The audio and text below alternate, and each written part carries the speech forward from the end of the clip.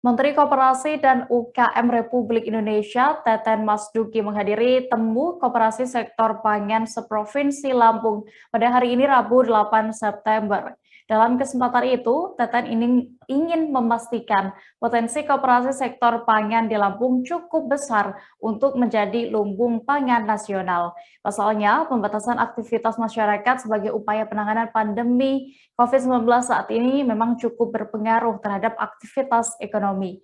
Detail informasinya akan disampaikan oleh rekan wartawan Tribun Lampung, Bayu Saputra, yang kini sudah bergabung bersama kami. Halo rekan Bayu.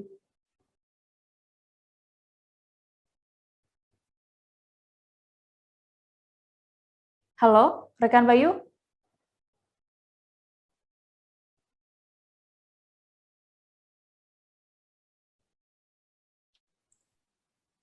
Rekan Bayu. Halo rekan Dea. Baik.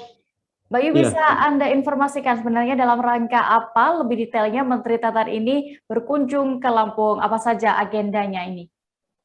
Oke, selamat sore pemirsa. Bahwasannya pada sore hari ini sempat Menteri Teten datang ke Lampung.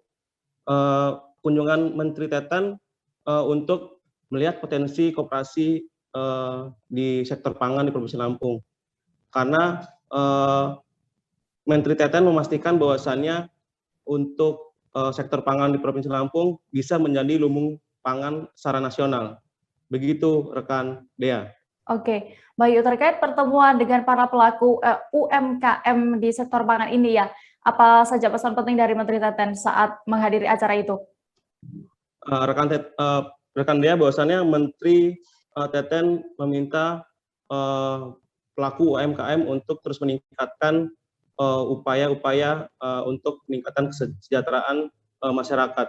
Kemudian untuk memprioritaskan pembangunan di beberapa sektor yang strategis untuk pertanian dan infrastruktur industri perdagangan dan UMKM, begitu kan ya.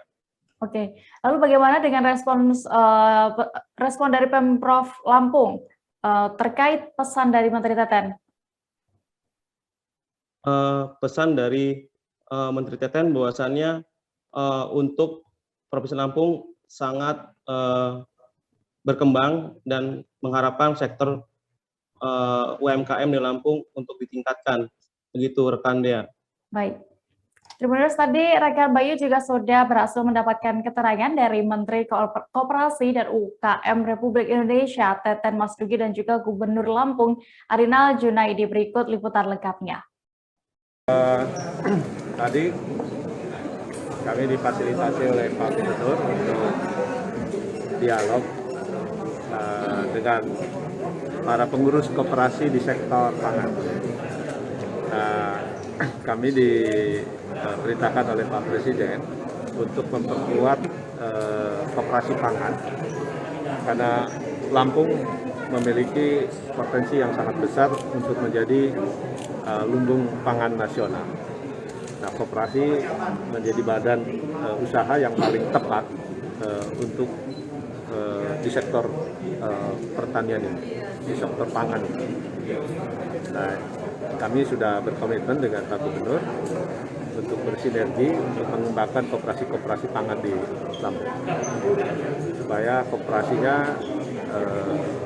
mengembangkan model bisnis untuk menjamin suplai pangan yang lebih stabil dari segi kualitas dan kuantitas. Nah, nanti dari segi pembiayaan kita perlu mengintegrasikan antara pembiayaan dana bergulir koperasi dengan perbankan.